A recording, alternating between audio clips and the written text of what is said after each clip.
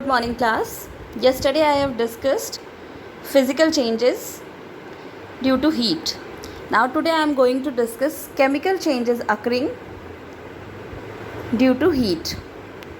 Yesterday you knew that many physical changes like changes in temperature, changes of state and thermal expansion occur. But after heating there is some chemical change in the substance also. Even as for example, we can prepare oxygen in the laboratory by heating, and heating is done.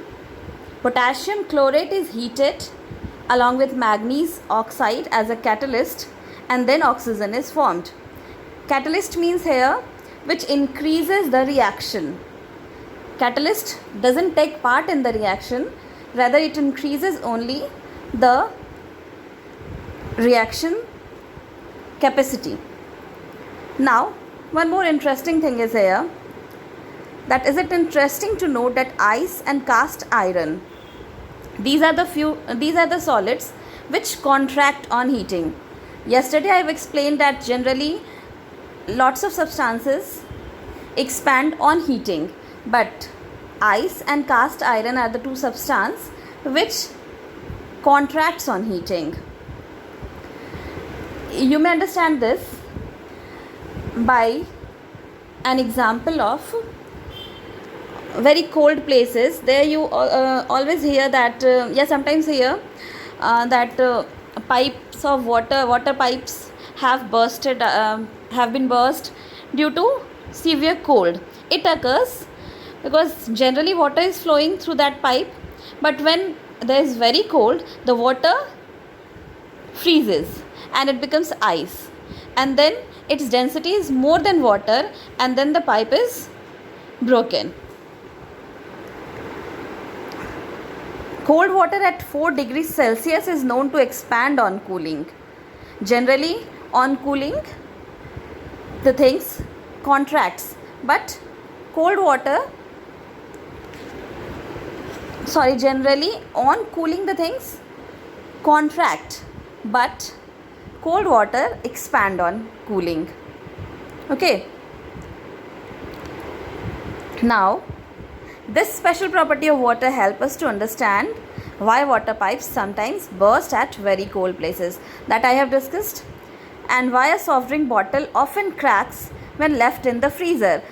Whenever you keep a bottle fully filled with water in freezer, you can see the bottle is D-shaped, or if it is plastic bottle, it is D-shaped, and if it is glass bottle, it cracks. Why? Because the water inside the bottle freezes and it increases the density, it expands, and when it doesn't get the place, then the bottle is cracked, or the bottle become D-shaped.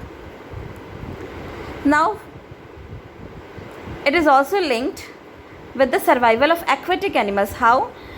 Aquatic animals live in water, and where there is very cold, the water freezes above the surface only, because once the water freezes above on the surface of river or ocean, then it make a layer of ice which doesn't let the heat get inside. That's why inside, under the ocean, animals can survive comfortably. They do not get so cold. And now measurement of temperature. We can assume the temperature just by touching with our hand, but it doesn't give us accurate temperature. To measure accurate temperature, we need some devices, and the devices which measure temperature are known as thermometer. Now come to thermometer. There are many different types of thermometer. You may have seen thermometer which are used to measure your body temperature. It has Celsius and Fahrenheit both measurements. One side it has in Celsius and one side it has in Fahrenheit. About thermometer I'll discuss in next video. Thank you class.